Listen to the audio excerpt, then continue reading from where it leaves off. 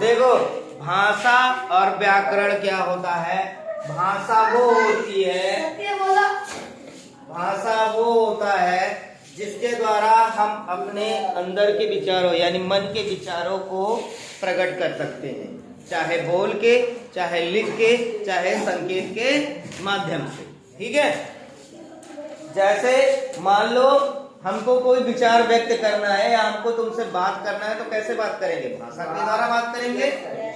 जैसे मान लो अभी हम हिंदी में बात कर रहे हैं, मैंने कहा कि तुम कैसे हो, तो कैसा रिप्लाई करोगे? अगर जो मैं बोलूं तुम कैसे हो, तो क्या बोलोगे? I am fine. क्या बोलोगे? मैं अच्छा हूं, बोलोगे ना। तो भाषा क्या होती है? जो हमारे दिमाग में या जो हमारे मन में भावना आती है, जब हम उसको व्यक्त करते हैं तो उसे क्या कहते हैं? भाषा। हमारे दिमाग में कोई भी चीज आ जाए, हम तुरंत बोल देते हैं ना, पट से बोलते ही नहीं बोलते हैं, तुरंत बोल पड़ते हैं ना, क्विकली रिस्पॉन्स करते हैं, तो उसी को क्या कहते हैं? भाषा। लेकिन उसमें क्या होना चाहिए? उसका सही अर्थ निकलना चाहिए। ठीक है, जैसे भाषा ऐसा माध्यम है जिसकी सहायता से हर प्रकार के भाव और विचार स्पष्ट रूप से प्रकट किया जाता है।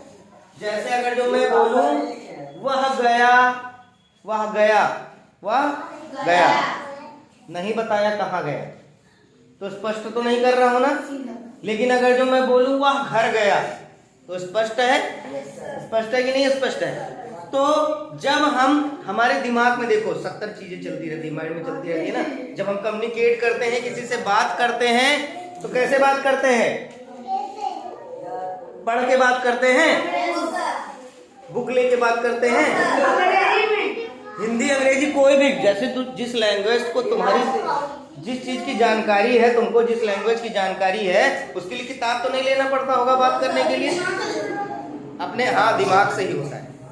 अपने मम्मी पापा से बात कर रहे हो तो पहले कॉपी पे लिखोगे कि पापा कैसे हो, मम्मी कैसे हो, या मैं क्या कर रहा हूं, ऐसा लिख के तब बोलोगे।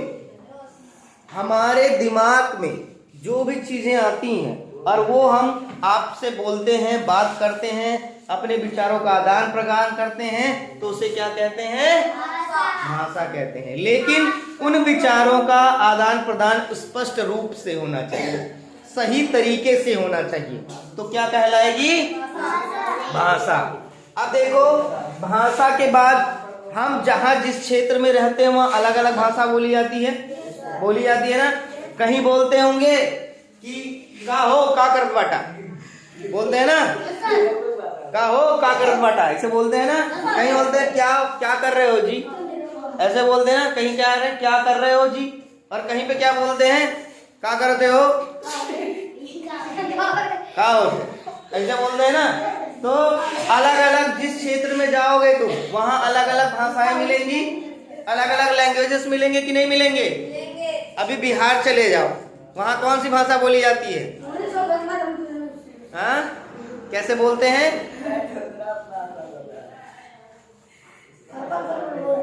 नहीं खे जानता नी, क्या करता नी, ऐसे बोलते हैं ना। ऐसे बोलते कि नहीं बोलते हैं? तो हर जगह की भाषाएं अलग अलग हैं।